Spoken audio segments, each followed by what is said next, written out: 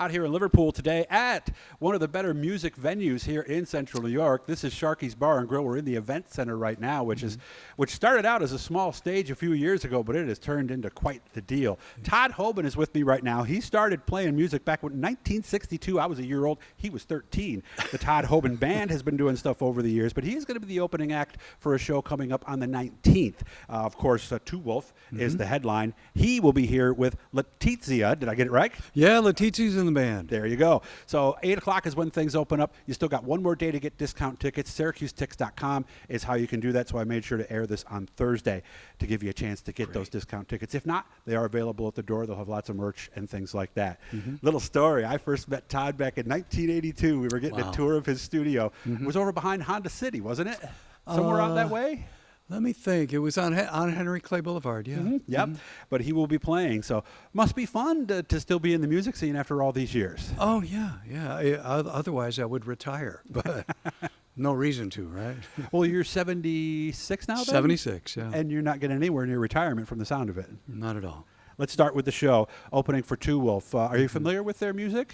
I am familiar with some of these guys that play the Southern Rock. I toured for years, Allman Brothers and the Southern Rockers. And, Greg T was in the original, Lynyrd Skynyrd. So he's got pedigree. Lance Lopez, again, a little younger, but guys. Man, he's played with a lot of really great people. So it's a great band. And I think that what people are going to get is, wow, these guys can really play. Yeah. That's pretty exciting. So I'm looking forward to hanging with them and making a great night of it. Yeah, straight up rock and roll, too. And, of course, the album that comes to mind when I think of Blackfoot, of course, is Strikes. 1979, I'm a class of 79 guy. I mean, so you know it well. So Train, the Highway Song, all that stuff. Right. I mean, that was the sound for maybe close to about 10 years or so, right? Before kind of the hair band stuff took over, right? And when they go into Highway, it's like you're going to see everybody in the audience just kind of stand up and salute, because, they hear these songs. They go, wait, I know this song, right? That's that kind of band, they're playing some great stuff, That's Greg T, man, Greg T. Walker. And you can tell the veteran fans because they'll have their lighters, where the younger people will be using the lights on their cell phones. Hopefully they'll still do that. What can they expect from your show? What is your show like nowadays? Because I know you've written a lot of songs yourself. Oh, yeah. We're going to do songs from the early years, from way back when we started in the 70s. A lot of those, because they're fan favorites. I'm also going to be playing songs from the latest movie that I composed the music for, and it's an award-winning film called The Artist and the Astronaut. It starts streaming worldwide in 4 days, right? So we're really excited about that. And our soundtrack album with all the songs on it that I wrote for the film, that's going to come out on stream worldwide in December, right in time for Christmas. And so we're going to show everybody some of those songs. One or two of them are actually on earlier albums, too. It's all Todd Hobin all night long, Are these like instrumentals that would be background music almost for a documentary? There is a bunch of instrumental orchestrations on the soundtrack album. But I actually wrote a lot of songs for the film, because there's these montages that take place during the 50s and the 60s and 70s, and I wrote appropriate music for those eras, lyrics, everything. It was great. And, the funny thing is when you write for a film, there might be, I need 25 seconds of a song that sounds like this. And you write the lyric and it fits and everything's perfect. The film came out and people are going, hey, I don't recognize that song. I want that song. Okay, I better finish the rest of the song and get it out. So we did finish it, and that was this band that finished all those songs. And I've done my work with documentaries, too. A lot of those music collections, you'll have a 30-second version, a 1-minute version, a 3.5-minute version. Is that kind of something that you did, too? No, this was through composed. In other words, I worked on the film, and literally it was cut because of the interviews or the Challenger disaster. It was like a thing, the whole section. I wrote a thing called a Requiem for the Challenger, and it fits the scene. So I actually wrote every note to fit appropriately with the frames that were on screen. So where can we view this? It'll be everywhere. You could go to Amazon and it'll stream there, of course. You go to your Roku and say, hey, I want to see the artist and the astronaut. It'll be there. Right now, the DVD is available online at Walmart and Barnes & Noble. Okay. And it's worldwide. So wherever you're seeing this, Europe or Who would have thought you would have been there 40 years ago, huh? crazy. So again, remember, the reason we're doing this, of course, is to remind you about the show with Two Wolf, with Todd Hobin Band opening up with Letizia on stage. 8 o'clock is when the gates open up on Friday the 19th. SyracuseTix.com is They how actually you can open find at out 6. more.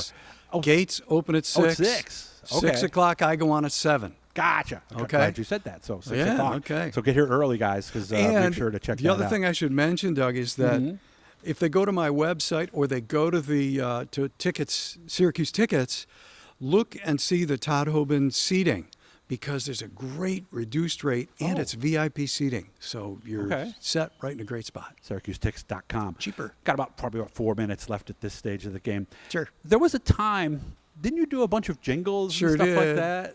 Yeah, I've written for Coca-Cola and Goldberg's Furniture. Oh, really? Oh, yeah. Lots and lots of things. PNC was one of the big ones, you know. Yeah, what was the one you were singing for me earlier? Oh, PNC, the price champion, we're on your side. That was you. Okay, that was all over the place, I remember. Oh, sure. And small, you know, I bring in friends of mine to sing on it. Dave Porter, the great singer. And then, of course, Larry Hoppin from Orleans came in and sang one of the PNC versions.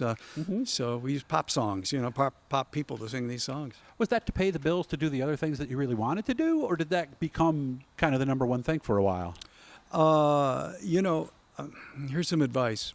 Okay. Everybody wants to be in my business, Yes. our business, you know, entertainment. Yeah, everybody who picks up a guitar. Yep, going to pick up a guitar. I'm going to be famous. I'm going to, yeah, well, in between the hit songs, people, you still got to eat. And rent. unfortunately, a lot of people end up waiting tables, you know, working, you know, a day job. Yeah.